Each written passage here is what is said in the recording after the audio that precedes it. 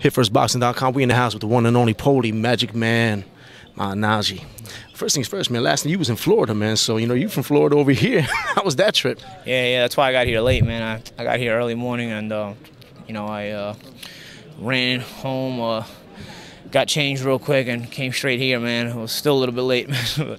But it's been a long past week. I was in Vegas for the Bradley Marquez fight. I went straight to Florida, then came here. So, now I can actually fully focus on the training and the task at hand. As I know, there's still 2 more Fox Monday Night fights coming up in November, though, before the December. Will you be doing those?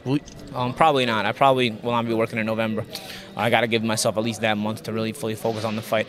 I'll be working the rest of October. It's not that much going on. I think there's a Fox fight at the end of October, and there's the Bernard Hopkins fight in Atlantic City at the end of the month. So I'll be able to do those, but otherwise, it's full speed ahead with the training and focusing on the fight. I just spoke to Zab. That's your brother from another mother, man. I mean, we all Brooklyn heads out this home. This is our home. Have you ever sparred with him back in the days? I mean, he trained you for a second, he said. People said that he's been saying we sparred. I would remember if I sparred Zab. Like it's a lot of times you forget certain people you sparred, but you never forget the known entities, the known names that you sparred. I know who I've sparred as far as a known entity and a known name. I might forget if I sparred, say, you 10 years ago, or my manager 10 years ago.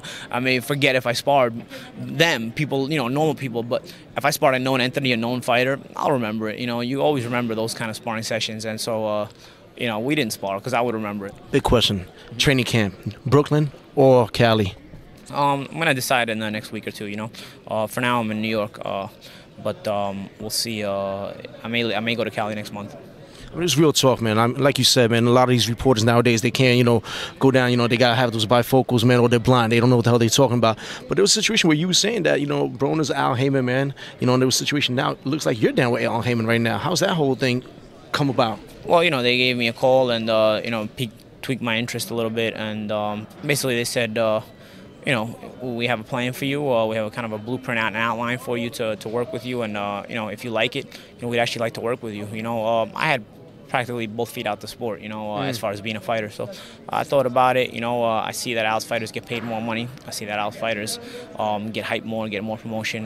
They just get treated better in general by the business in general, including the media.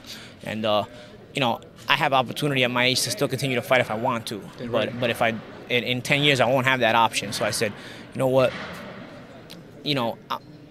I may regret this in 10 years if I don't continue to fight, especially under these circumstances. I may look back and say, man, I could have kept fighting.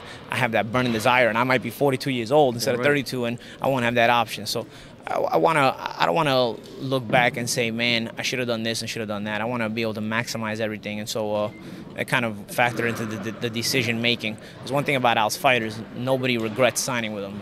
Everybody's happy with them. Everybody gets treated well. I made the example before when Don King was in power. Yeah, he made a lot of fighters money, but a lot of fighters weren't happy with him, even though he made the money. He was still treating them in a dishonest way. None of Al's fighters have those complaints. Even the grumblings below the surface, because people used to thank Don King on the mic and then complain about him behind his back. You don't ever hear anything like that about Al Heyman from his fighters. I mean, I speak to all the fighters. I have good relationships with all fighters. Fighters tell me things that they don't tell the media. Nobody complained about Al Heyman. Nobody. Everybody has positive things to say about him when they signed with him.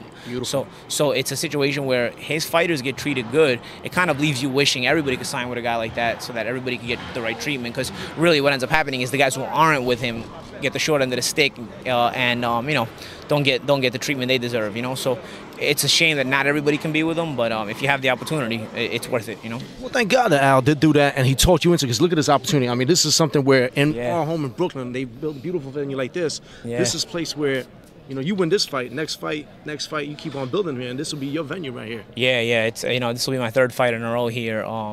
When I first heard about this arena, I thought, man, gosh, I really hope I can win another world title so that I can make myself relevant enough to fight in it. And luckily it happened for me. I feel blessed to be able to perform here every time I do. And so, we'll keep going as much as we can. I know you're tired, Paulie. A couple last words for your fans worldwide. Fans worldwide, follow me on Twitter at Paulie Malignaggi and on Instagram at Malignaggi. Love all the support. Give me a little less hate, give me a little more love, man. Thank you. Always a pleasure, Paulie, man. Thank you, brother. Thank you. Always.